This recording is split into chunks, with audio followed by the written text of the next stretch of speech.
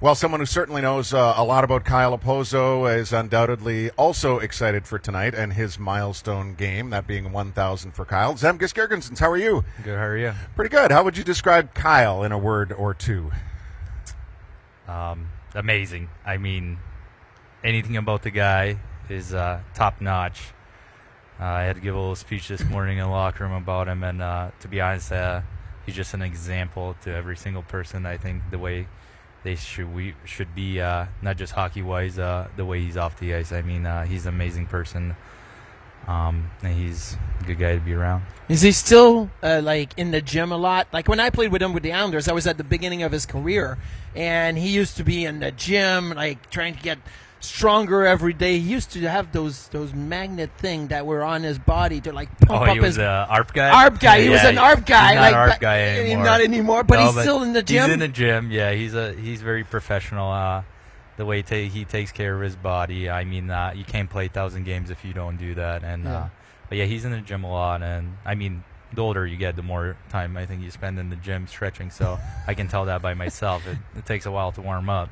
How long does it take to how much stretching time do you put in? I put in a lot of stretching, more than anything else. It's all about stretching. Really? Yeah. So I think what you said about Kyle is very obvious when you see his family around. Do the guys get the same kind of kick out of his kids being around? Because they just seem like, I don't know, they're just so smart and hockey savvy, and they're so into it. I love it. Yeah, no, they're just a joy to be around.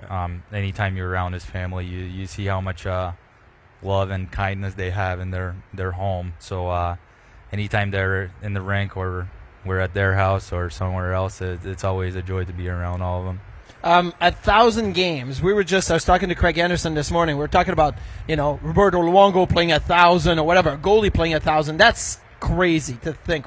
But a player, 1,000 is a huge number when you compare it to other people and where they are. You're at 640. I feel like you've been around for a long time. Do you think 360? That's a long time to get to 1,000. Is 1,000 games?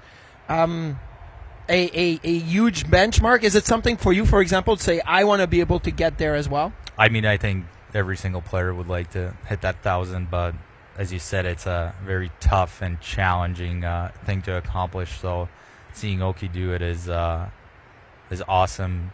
I mean, he if there's one player I had to pick to deserve to get that, is Oki, the way he approaches the game. So, but yeah, 1,000 games, that's very, very hard thing to accomplish. I don't want you guys to give anything away. When James Patrick reached 1,000 games, when I was playing with him, we got him a Rolex, right? And so we got the back of the Rolex engraved. And when he got the Rolex, it says, "Congratulations on 1,000 NFL games." it got engraved with the wrong league. Who plays 1,000 NFL games anyway? But so we had to send it back, getting engraved again. Any teammates gifts that are coming with 1,000 games? We did give him a Rolex too. Okay, it was good. Engraved. It was properly engraved. I was in charge of it, so my anxiety was very high for the past few days because I was double checking everything that it's right, and it would be a bad thing to make a mistake on that engraving. I want to say, well, you know Jeep, right? And you know James Patrick and how he is. When he got it, you could tell that he was kind of uncomfortable, but he was you don't want to say it. You don't want to say, guys, this is wrong. But but at the same time, he was a little pissed. He was mad about it. So I see how the anxiety could be ramping up. Were you the only one that had to speak this morning, or were a lot of your teammates? Kyle spoke after a little bit, and then Donnie. But yeah, I gave a little speech before presenting the gift from the team. That was all the guys, chipped in and got the Rolex. So it was cool. So you were here for Pominville's as well, and that was technically in Ottawa, and then the 1,001st game was the next home game back here. That turned into a 9-2 Sabres win. So, feel free to use that for motivation and duplication. No, I think any type of day like this, I mean, the emotions run high, and I expect nothing less from the guys, just a goal. What about all the way out, for Oki? I think that's That was like that for Craig Anderson. That was like that for Ryan Miller Knight, RJ Knight, and last call. I think you guys have done a great job. What about the young guys when they sit there and Owen Powers in his second year, and you have Ryan Johnson, and you have Zach Benson, who's played 5 games or whatnot, and he's looking around and he said 1,000 games. Are the young guys understanding and appreciating of what that means? Yeah, no, we were talking this morning after the meeting. Everything, guys were counting how many years they still would have to play. So yeah, I think if people understand how tough it actually is.